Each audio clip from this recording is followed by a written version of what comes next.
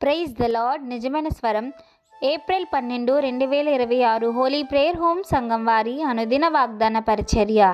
నా సన్నిధి నీకు తోడుగా వచ్చును, విశ్రాంతి కలుగజేసేదను. నిర్గమకాండము 33వ అధ్యాయము 14వ వచనము.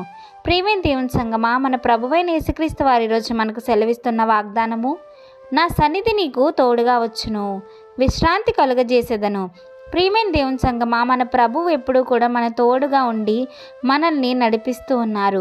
ఆయన సన్నిధి కాంతి మన పట్ల, మన బిడ్డల పట్ల, మన కుటుంబాల పట్ల ఆయన కృప ఉంది కనుకే మనం ఈరోజు సజీవంగా ఉంటూ ఆయనని స్తుతించేవారుగా ఉన్నాం. ప్రియమైన దేవుని సంగమా, మనము మన శోధనలో బాధల్లో ఇరుక్కోకుండా ఆయన సన్నిధి మనకు తోడుగా వస్తుంది.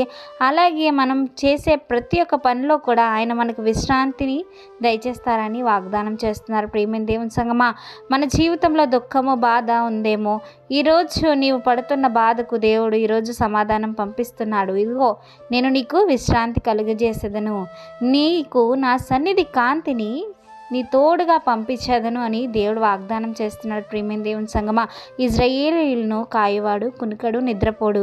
అలాగే ఆయన సన్నిధిని విడిచిపెట్టి మనము ఏమీ సాధించలేము.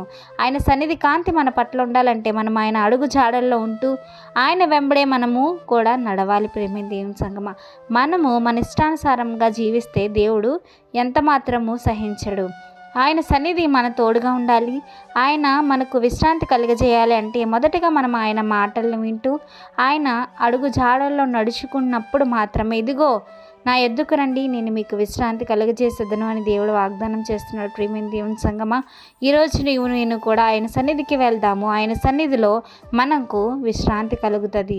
ఆయన సన్నిధిలో మనకు నెమ్మది ఉంది. ఆయన సన్నిధి కాంతి మన పట్ల ఎప్పుడు కూడా ఉంటుంది కనుక ప్రియమైన దేవుని సంగమా, మన ప్రభు మన తోడుగా ఎప్పుడు ఉండాలని కోరుకుంటూ ఈ వాగ్దానం మనందరి జీవితాల్లో నెరవేరాలని కోరుకుంటున్న వారు దైవజనులు బ్రదర్ పి. నెహెమ్యా గారు. God bless you. ఆమేన్.